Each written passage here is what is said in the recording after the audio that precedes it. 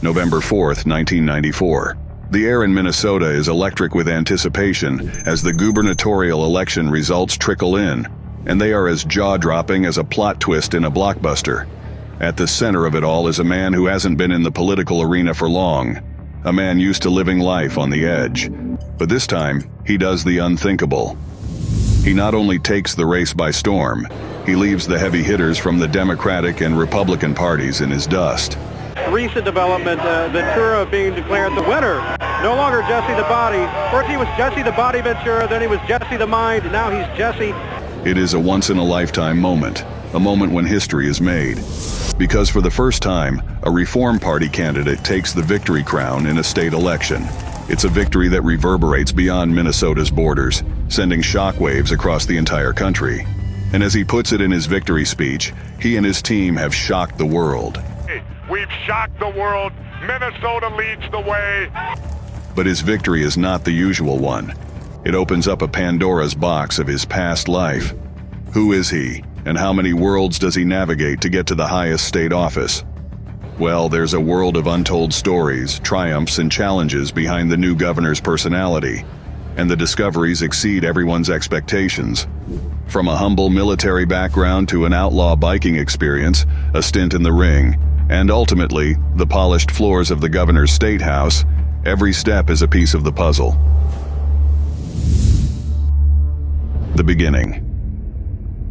On July 15, 1951, in the Minnesota, a bouncing baby boy is born. His given name is James George Janos, and his childhood is far from normal. His parents are both proud World War II veterans, and he is the apple of their eyes. His brother, a Vietnam War veteran, adds another layer of military influence for their family. But Ventura doesn't aspire to follow in their footsteps. He is just the kid from across the street who climbs the highest trees and races the fastest. His school days are spent in the hallowed halls of Cooper Elementary, Sanford Junior High, and Roosevelt High School, where he graduates in 1969. But after high school, he decides to take the adventurous path, a path he is familiar with, even though he has never been interested in pursuing. He swaps his civilian outfit for a Navy uniform, ready to take on a new challenge. It is during the Vietnam War era, but he never sees combat. Let that not fool you, though. He is as tough as they come, having graduated from Butte S Class 58 in December 1970 and joining the elite underwater demolition Team 12. But every journey has its trials, and Ventura's is no different. Upon leaving the Navy in 1975, he enters a whole new world, and he struggles to find his footing as a war veteran. Where does a former Navy SEAL go from here? Well, he knows exactly where he'd be accepted, but will this next chapter of his life pay off? Safe among brothers. It's the tail end of Ventura's Navy service. The city where the sun kisses the ocean and the smell of freedom is in the air. This is where he gets acquainted with the South Bay chapter of the Mongols Motorcycle Club. So he becomes a Navy guy by day and by night, a member of one of the most notorious motorcycle clubs at the time. But despite his commitments, Ventura isn't just a weekend rider. He is all in. He even rides to work at Naval Base Coronado on his Harley Davidson, decked out in his Mongol outfit, and not even the double takes from his Navy buddies deter him. This isn't a fashion statement, it is a bold declaration of his dual identity, and his journey gets ever more interesting. Ventura is no ordinary member. He is a full patch member and third in command of his chapter. That's practically motorcycle royalty. But don't get it twisted, he isn't about that trouble life. He is keen to steer clear of the authorities, navigating the biker world with the same precision he used in the Navy. And as his biker nickname, Superman, suggests, he has his own code of ethics and a moral line he can't cross. Fast forward to the fall of 1974, and Ventura's life takes another turn. He leaves the bike club and heads back to the Twin Cities. But just as he leaves, a war is brewing. The Mongols and their main rivals, the Hells Angels, are about to enter open warfare. However, despite stepping away from the club, Ventura remains an inactive member. He keeps one foot in the wild world of biker clubs and the other stepping on toward a different future. His time with the Mongols adds another layer to his already complex character, yet his story doesn't end here. It's filled with more twists and turns than a mountain road. So keep your helmets on, because this ride is just getting started.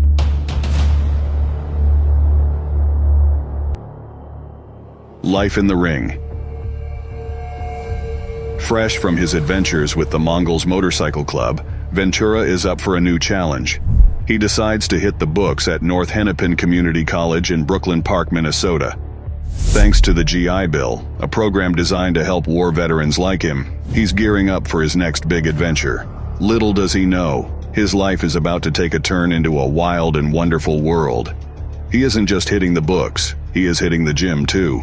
Learned to be a pro wrestler at the 7th Street Gym in downtown Minneapolis, and I answered the ad, and I went down and met Eddie Sharkey, who had remembered as a kid had been a wrestler, very good one, and he trained me for 7 months. As a muscle-bound ex-Navy SEAL, he pumps iron and wrestles, all while moonlighting as a bodyguard for rock legends like the Rolling Stones and the Grateful Dead. However, amidst the headlocks and guitar riffs, something sparks in Ventura. A new persona is brewing, a character that will soon turn into a wrestling legend. As he kicks off his wrestling journey, he also kicks out his old name and enters Jesse Ventura, the wrestling name that will become synonymous with flamboyance, charisma, and a touch of villainy. On the ring, he also morphs into Jesse the Body Ventura, the bullyish beach bodybuilder with a bleach blonde hairdo straight out of California. But again, he is no ordinary wrestler. He is indeed a character designed to captivate, entertain, and be remembered. As a wrestler, Ventura revels in playing the heel, the bad guy everyone loves to hate. Moreover, he embraces Gorgeous George's motto, "Win if you can, lose if you must, but always cheat." To him, this motto isn't just words, it becomes a lifestyle, emblazoned on his t-shirts and etched into his wrestling persona. Ventura's flair and style are inspired by the legendary superstar, Billy Graham, a wrestler known for his charisma and panache. And his wrestling debut in 1975 is just the beginning of an illustrious career. First, he grapples in the U.S. territories before moving to the Pacific Northwest, wrestling for promoter Don Owen. On his way to fame, he earns himself yet another nickname, and this time it's Jesse the Great Ventura. He becomes a household name in Portland, Oregon, locking horns with legends like Dutch Savage and Jimmy Snuka. He clinches the Pacific Northwest Wrestling title twice and the tag team title 5 times. But again, his heart calls him back home to Minnesota, where he joins the American Wrestling Association. It's here, teaming up with Adrian Adonis as the East-West connection, that Ventura truly shines.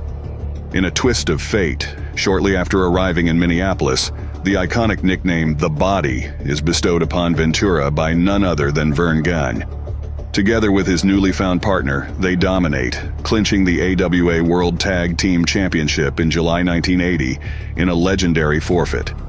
They then hold those belts with pride for nearly a year, a testament to their prowess and teamwork. But Ventura's wrestling career isn't just about the fights, it's about the spectacle, the drama, and the persona. Every match is a performance, a chance for Ventura to showcase his charisma and creativity. And he isn't just a wrestler, he is a showman, an entertainer, and a master of the craft. His sheer unpredictability, charisma, and ability to turn every match into a story leave his name on his fans' lips long after matches end. But hold on to your seats, because Ventura's story doesn't end in the wrestling ring. His life is a journey from the squared circle to the political arena, which is as intriguing as it is unexpected. How does a man go from body-slamming opponents in the ring to debating policies in the governor's office? Well, it's a tale of grit, determination, and an unyielding will to succeed. But he has one more stop to make. So grab your popcorn and settle in. This story's about to get even more exciting.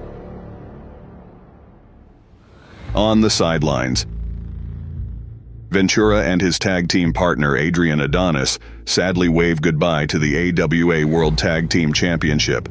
But they are not about to give up, so they leap into the glitzy world of the WWF, managed by none other than Freddie Blassie. In this wrestling big league, they don't snag the World Tag Team Championship. However, they sure make a splash as singles title contenders, taking on heavyweights like World Heavyweight Champion Bob Backlund. But as fate would have it, Ventura's wrestling career hit a snag in September 1984. After 3 intense showdowns with Hulk Hogan, a health scare forces him to step away from the ring. But true to his indomitable spirit, Ventura isn't ready to hang up his boots just yet. He's still hungry for more action in the ring. And despite failed attempts at a comeback, he finds a new way to stay in the spotlight. He hosts The Body Shop on WWF's All-Star Wrestling TV program. Not long after, he transitions to color commentary, bringing his unique zest to Saturday night's main event with Vince McMahon, the first 6 WrestleManias, and most of the WWF's pay-per-views with Gorilla Monsoon. Then, in a plot twist worthy of a wrestling storyline, Ventura shifts gears to World Championship Wrestling, WCW, in February 1992 as a commentator. And his time there is as controversial as it is impactful.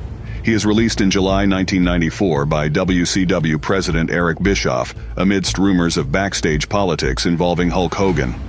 Through every high and low, Ventura takes his journey from the ring to the commentator's booth with resilience, reinvention, and relentless charisma. But what's next on the agenda? He's about to make a major step up, and it will determine how the rest of his life pans out. Redefining political norms. After hanging up his WWF boots, Ventura, ever the maverick, takes a former high school teacher's advice. He dives headfirst into politics, and he's a first-time lucky. In 1990, he shakes up Brooklyn Park, Minnesota, by running for mayor and toppling the city's 18-year incumbent. He's a wrestler turned politician, and now the new mayor, a title he retains from 1991 to 1994. Well, people forget I had been a mayor first. I was mayor of the 6th largest city in Minnesota from 90 to 94. But Ventura isn't just any mayor. He is a multitasking marvel, juggling his mayoral duties while moonlighting as a color commentator for WCW. And fast forward to 1998, and armed with his unique brand of charisma and experience, he sets his sights on a bigger prize. The governorship of Minnesota. Running as the Reform Party of Minnesota nominee, everyone underestimates him. But Ventura's campaign is a whirlwind of grassroots events and quirky, attention-grabbing TV spots. He's clearly the underdog, using the slogan, "Don't vote for politics as usual," and pioneering the use of the internet for political campaigning. All this while spending just a fraction of what his opponents do. Election night rolls around and lo and behold, the underdog shocks the world. Former wrestler and actor Jesse Ventura, as he called it, shocked the world, winning the race for Minnesota governor as an independent. He trounces major party candidates like Republican Norm Coleman and Democrat Hubert H. Humphrey III. But being in the limelight puts his past in the open.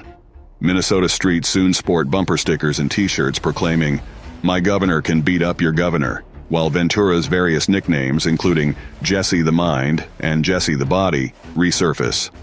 But governing isn't all smooth sailing. Ventura often admits his lack of opinion on certain policy questions during debates. He gives a refreshingly honest, if unpolished, angle to politics. But his tenure as governor, though marked with challenges, sees some successes. One of his biggest achievements is the sales tax rebate, which gives Minnesotans a much-appreciated tax-free check each summer. Still, this doesn't make things any better. His political journey is a bumpy ride. He lacks a strong party base in the Minnesota legislature, often finding his policy ambitions stonewalled. And by his 4th year, most of his vetoes are overturned. The climax of his political saga comes after a 2002 trade mission to China. Ventura announces he won't seek re-election, citing the media's relentless scrutiny of his family as a key factor. His ambitions are also taking a toll on his family. He even toys with the idea of resigning early to let his lieutenant governor, May Shunk, become Minnesota's first female governor, though he quickly retreats from this notion. He just can't wait for it all to end. And it finally does. His term ends in 2003, but he never truly exits the political stage. Minnesota's gubernatorial race. Now, former Minnesota governor, pro wrestler, and Navy SEAL Jesse the Body Ventura is considering perhaps another political comeback. Former Minnesota Governor Jesse Ventura says he's testing the waters on a presidential run. He continues to flirt with the idea of running for office, including a 2008 tease about challenging Norm Coleman for his U.S. Senate seat. Nevertheless, his political spotlight dims over time.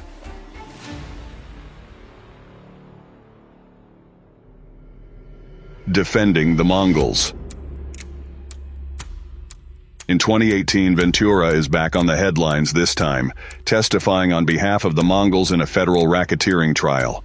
He credits the Mongols for helping him transition from military to civilian life, showcasing his loyalty and enduring gratitude. Wherever Ventura goes, he leaves an impression, and his is not just the story of a Mongol member and wrestler turned politician. It's a narrative of reinvention, resilience, and the power of staying true to oneself.